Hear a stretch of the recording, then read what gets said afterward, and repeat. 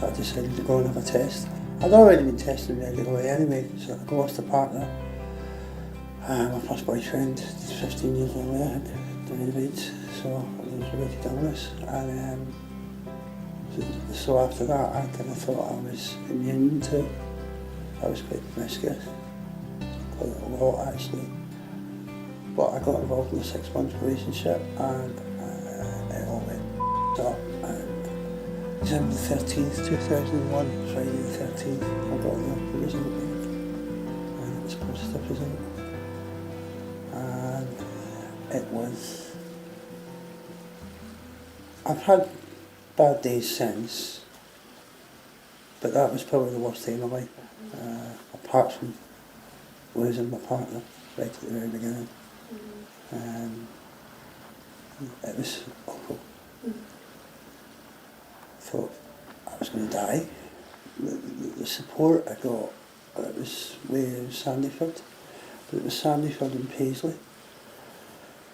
And I was, after about 3 weeks, referred to the Branley in Glasgow. And it's just so much to take in. And back in 2000, the information that we've got now just wasn't available. The support was as good as it possibly could be, but your whole world just fell out from underneath you. If I didn't think I was going to die, I wanted to die. And I tried a couple of times.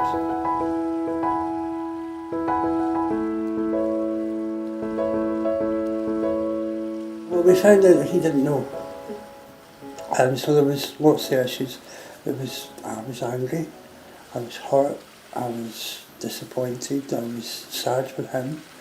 I didn't understand then that, well, how could he not know?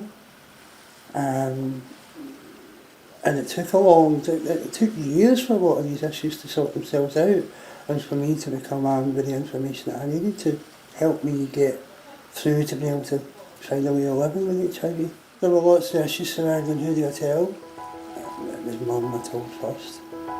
Absolutely devastated, but she said, you know what, I'm not surprised.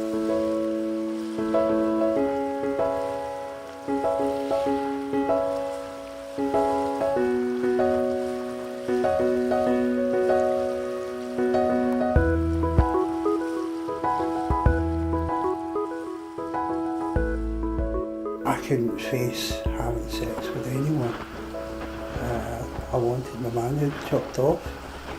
I felt disgusting. I felt degrading. I felt inhuman. And after the diagnosis, I could not work out who to tell. I didn't know who to go to.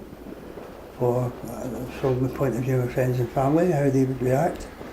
It so happens that mostly everyone reacted amazingly. Sex was so easy to get as a gay man if you really want it. Even if you don't want it, it was there in your face. Once you get into that lifestyle, it's really hard to break out of it. And I went to 6 or 7 funerals around that time of friends that were dying, and they were just dropping like flies, even in the early 90s. Into the late 90s it was still happening. It's still going on. Dangerous meets off the internet. And we know what that leads to now.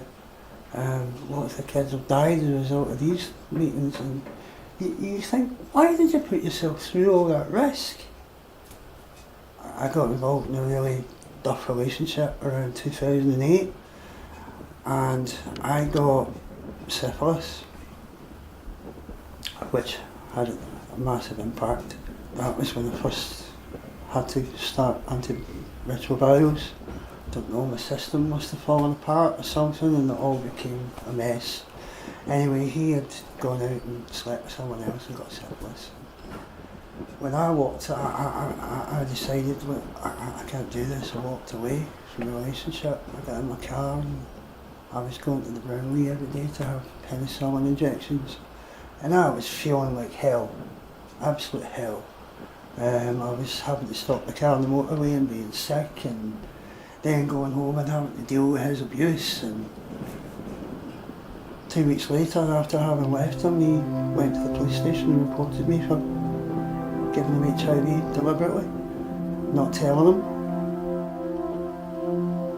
That was a whole new chapter of absolute hell. Now don't get me wrong, had I done what I'd been accused of doing, I should have gone to jail for 10 years.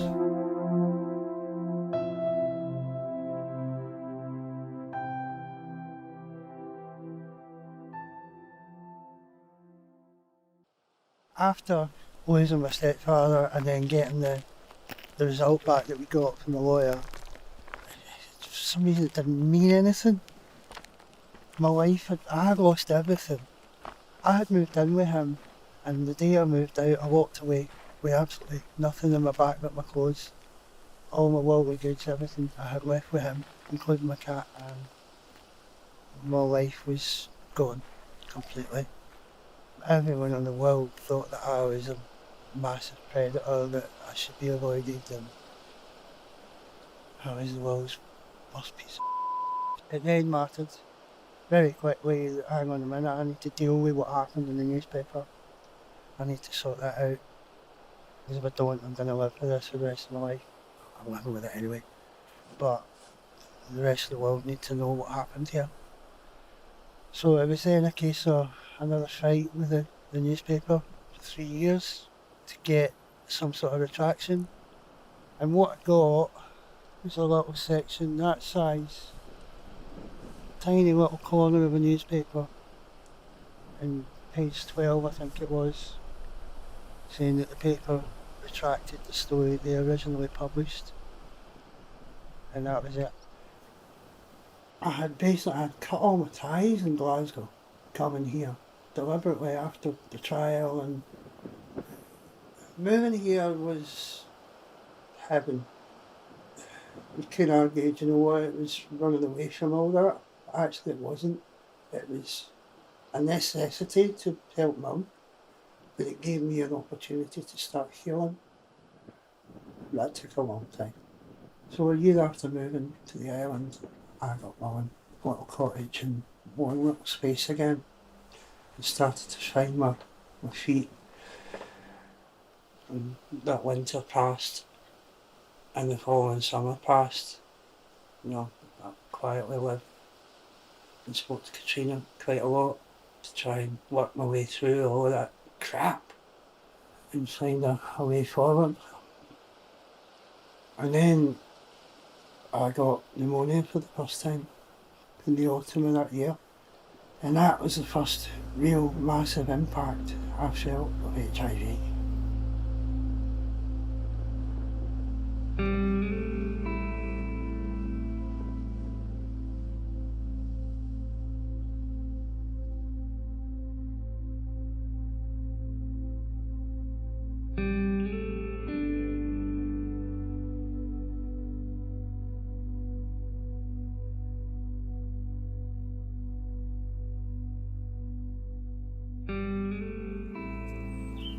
Now I'm in a long-term relationship, and it's amazing.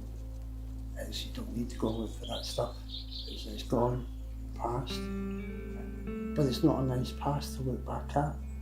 There's lots of understanding within my core of why all that happened. And as the years have come out, and I've spoken about it, they've understood. And I can have these conversations. Rarely, but I can have them if I need to. There's a lot of shame there. There is a lot of shame. And shame disappears when you shine light on it. The last couple of years, and certainly the last year and a half, when I've actually stood up and been counted now, when I've been out in the college with Amanda, speaking in public, and you speak about these things to complete strangers, like myself. But from an educational point, turning all that crap into something really worthwhile, to say, look, don't do this, because if you get HIV as a result of that lifestyle, if you don't protect yourself, devastation happens.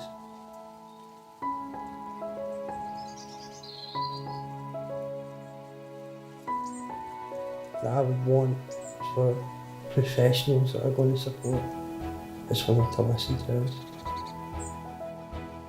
And if you don't know the answer, pick up the phone. Don't bullshit us. Take time, because it's time that we need. That's all it is, it's time that we need with someone that cares about us. Because it's not just about what HIV does physically, it's about what it does mentally. Inside and out. From how you feel about it to stigma, to how others feel about it. So many issues to get your head around as you walk through every day. Walking down the road to being diagnosed to actually living with HIV and learning to live with HIV. That's a journey. That's a tough journey. But it's a journey that it can be supported, can be cared about. Because every single one of these journeys is important. Every single one of these lives is important. Every single one. Because when you're HIV positive and diagnosed, you don't feel like anyone in the world cares about you, especially people closer to you. And actually you might not want them to care about you. But if a professional holds a hand out and says, "I'll listen," then that's massively important. That could save a life.